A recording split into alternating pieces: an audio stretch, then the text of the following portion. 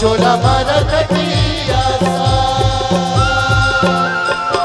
गणपत हवा जैसे पानी में मछली हो आखी माट के बना ए मोर जोही आखी माट के बना मोर छोला मारत असली ते जोड़ी हो बे लोटा में पानी दे मोर छोला मारत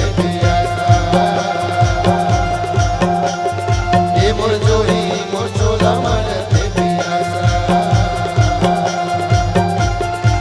मोर जोही मोर छोला मारत पियासा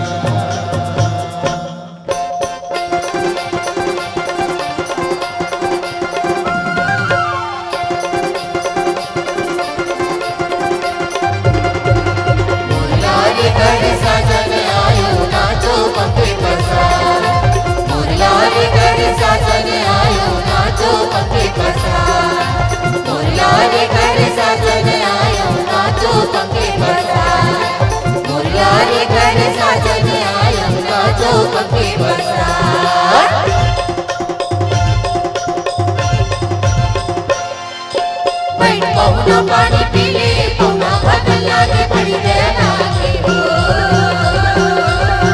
भाई पौना पानी पी ले पौना बदला के पड़ी गया लागे हो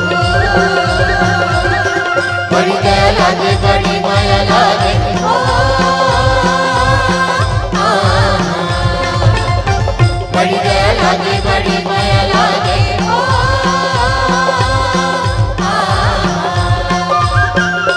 माया हो रे पौना बदला के पड़ी गया लागे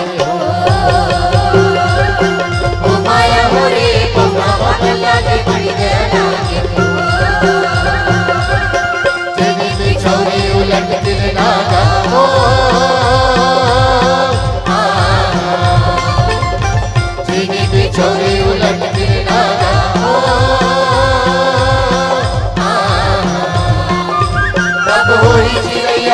से मिलना या पौना बदलना की बड़ी रहना के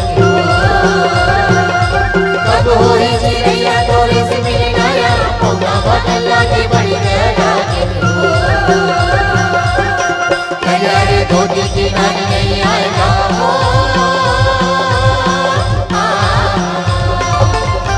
करिया रे धोती की नानी नहीं आएगा